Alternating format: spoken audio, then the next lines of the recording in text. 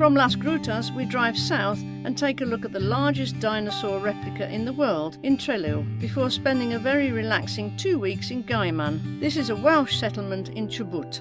Afterwards we drive all the way across Argentina on Ruta 25 to Esquel. From one day to the next we're covered in soot inside Winnetwo. Black smoke is coming out of the exhaust, but there's also a huge forest fire near Epuyen, and so we end up cleaning absolutely everything. So Helen's underneath a giant dinosaur. I think it says it's the largest replica, but I have to look it up how high it actually is. It is high. There is Winnetwo in contrast. The tail is about, 30 meters long. This is a replica of the titanosaur sauropods, the largest terrestrial life form to have ever existed. This herbivore dinosaur is characterized by having a long neck and tail, and by the very small head. Their back legs were longer than the front ones. Their estimated weight is 76 tons. The estimated length is about 42 meters. Today, Gaiman has a population of around 7,000 people and is the cultural and demographic centre of the main region of the Welsh settlement in Argentina.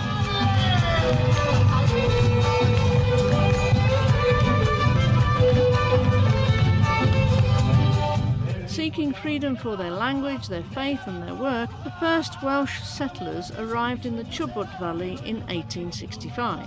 Gaiman was founded in 1874, and the settlers developed the area by constructing irrigation canals, cultivating wheat and raising livestock. Today it's known for its tradition, the construction of chapels and houses with walls of plastered brick or stone, and the many tea houses, which maintain a traditional Welsh tea ritual and offer Welsh cakes. This is a very old Fiat. Not sure if it's still driving, it's missing a few parts here. Now that looks like a very typical English, British, Welsh house. This is a replica of a Gaelish house. Just a small one, and just behind it is the train tunnel. This is one of the tunnels from the first train line that was built in Chubut in the early 2000s. The tunnel is from 1914. I'm the only one in here. It's a little spooky, but there's some information signs and you can walk through the tunnel all the way to the other end. There are 10 of these explanation signs. It's well done. They're lit up from behind. The sign explains why Gaiman is Welsh.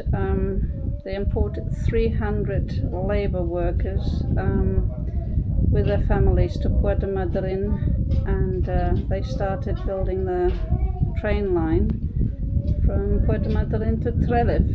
The idea was to transport grains like wheat and all sorts of things from the interior to the Atlantic ports. It's really pitch dark in here, but I've got people coming up behind me now. The logs were actually steam trains from Germany from 1922 on. This is the old train station of Gaiman. It was built in 1908 and it was used until 1961. After that the trains did not run anymore. Today it's a museum. There's an old photo of it. This is the main square in Gaiman.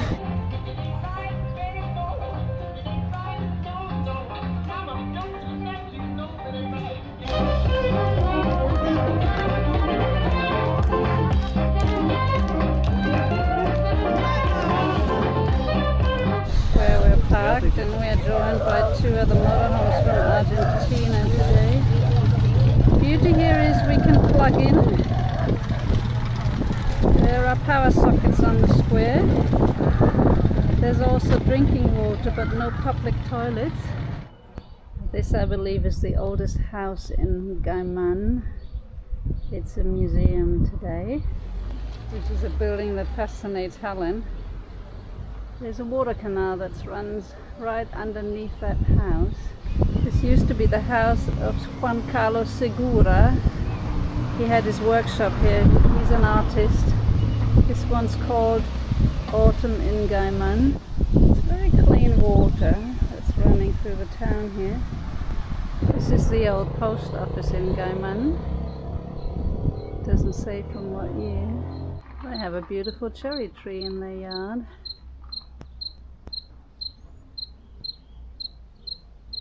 We're in Gaiman for almost a week now. But the best part of Gaiman is the tea houses here. Helen tried some of the cream pies. A little bit too rich for me, but there's a great bakery here that does fabulous facturas. People are friendly here.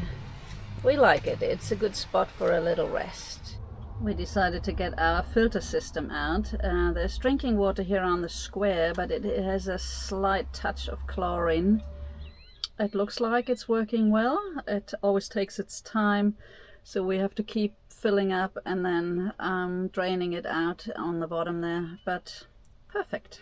From Gaiman, it's a 2-hour drive to the Florentino Ameghino Dam and Reservoir, located on the Chubut River, which originates from snowmelt in the Andes. Work on the dam began in 1943, and it was inaugurated 20 years later in 1963. The gravity dam relies on its mass for stability against hydrostatic pressure from the reservoir and serves primarily as flood control, irrigation support and hydroelectric power generation. It's named after the renowned Argentine naturalist and paleontologist Florentino Ameghino and stands 113 metres high, with a crest length of 255 metres. It forms a large reservoir with a capacity of 1,855 million cubic metres.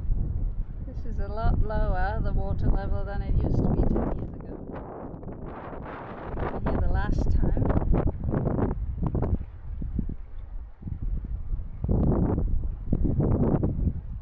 This is where we're going. Adjacent to the dam is a small village with approximately 200 residents called Vialidadi Florentino Ameghino, which is a popular tourist destination for its scenery, trekking and fishing. We're going to a large campground right next to the Chubut River for the night, which is free during the week according to iOverlander, but charges money from Friday afternoon to Sunday night. It's been 10 years since we've been here. You can go further into the canyon here on a gravel road. It's very beautiful. This is the Camping Municipal. It's huge. It has, I don't know, 200 spots or so. And we were told tonight it's free to stay, otherwise you pay 5,000 per person, 5,000 for the motorhome. And from tomorrow, today is Thursday, tomorrow is Friday, from 1 o'clock on in the afternoon, somebody's coming to charge people. Hopefully we're correct on that one. But it's a nice shady campground in front of some red rocks here, and we even have a plug-in, and the toilet block is open. And we have some dinner right now, and then we're gonna go for a walk. We're out and about for a little walk along the river. The color is really amazing. This is a Rio Chubut. Goes through the whole province. It's a little breezy, very windy. You can't hear us. Nice and refreshing in front of these beautiful rocks here. Ameghino. Here's the dicker. Here's the dicker. That's a German joke. Yeah, means the fat Dick one. means fat, the fat one. So, where's the drink? Helen uses the bar table here.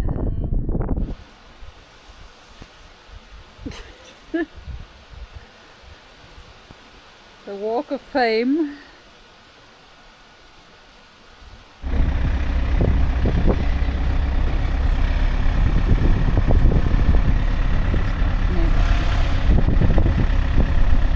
So after just one night we leave Ameghino. We're traveling on the 25 towards Los Altares and Teca.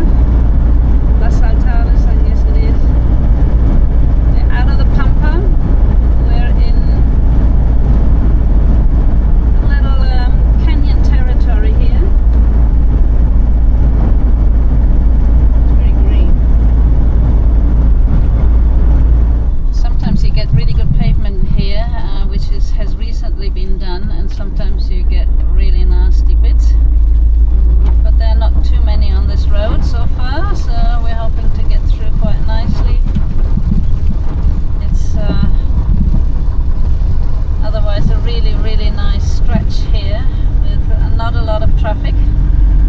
Winnetwo's tip, or vehicle permit for Argentina, is running out on December the 16th, and so he decided to drive all the way across Argentina on Ruta Nacional 25 and then via the Paso Cardenal Samoray into Chile. Also, Kirsten's nephew will be in the Osorno area around the 18th of December, and we're looking forward to meeting family for the first time in South America. From Gaiman to Teca, it's approximately 520 kilometres, and it'll take us a couple of days, but the scenery along the Chubut River is absolutely worth driving this route. It was established thousands of years before European arrival by the indigenous Welsh people from eastern Patagonia to journey between the coasts in the winter and the Andes in the summer. Renowned for its scenic diversity, the highway is fully paved since 2021 and features a 160-kilometre designated scenic stretch from Las Plumas to Paso de los Indios, encompassing the expansive Los Altares Natural Protected Area, Chubut's largest, which has striking red rock cliffs, caves, rupestrian art from indigenous people, and opportunities for outdoor activities including hiking, kayaking, and mountain biking along the riverbanks.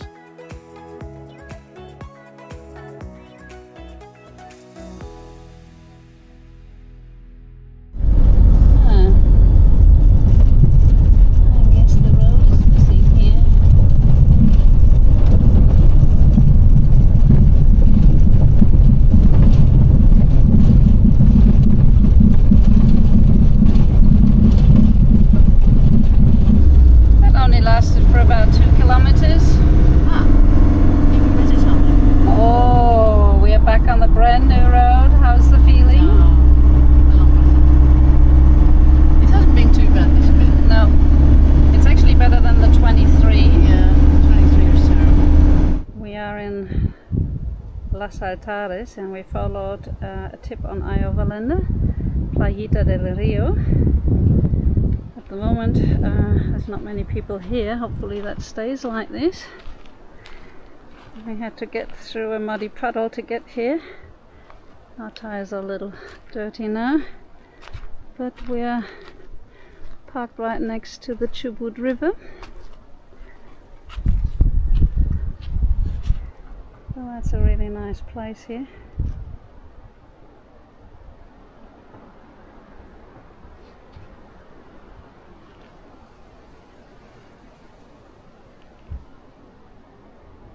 There isn't much of a playa of a beach here.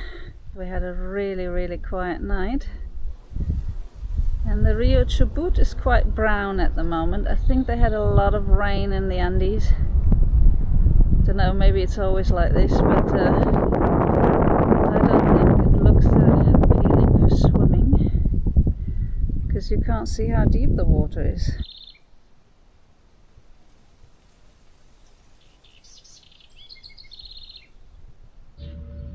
I'm doing my So we have no cell connection here. We're using free Wi-Fi in the little village here. And this is Helen's new workspace here. Screenshots as many as she can, so we can read it offline. Yeah. Half the BBC is being screenshotted now. You can hardly see it in the rock over there, but Helen the spotter found it easily.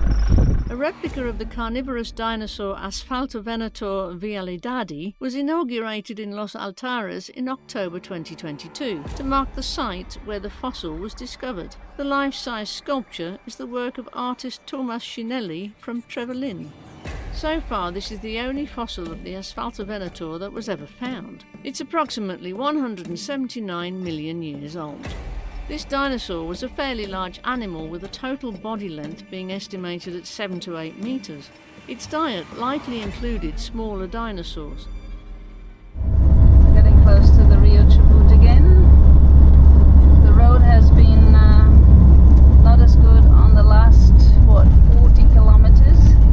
It's still okay to drive. It's just a few potholes here and there. So once in a while Helen has to slow down. But we get to see beautiful scenery along this stretch here. This is quite some scenery here. Along the 25. We're back on the nice road.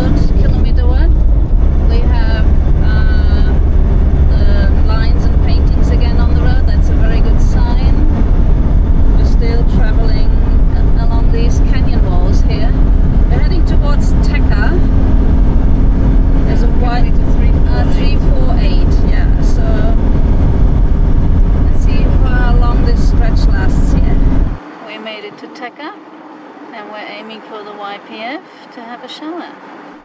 This was our camping spot for the night. We were parked next to the military posts here, and they didn't allow us to park in the street, so we just had to move up the road and park on this gravel bit here. And I'm going down to the river now to go for a hike. You can walk along the railroad tracks here, the old Esquel line. I wanted to cross the bridge here, but that looks very dodgy. I only have my slippers on. If I slip here, then it's quite a fall. So I'm going over to the car bridge. There is a partial halo in the sky. Oh, the halo's getting a little better to see. I'm walking along the really nice path here. And there are rocks everywhere. Clouds are rolling in. And partial halo is still there.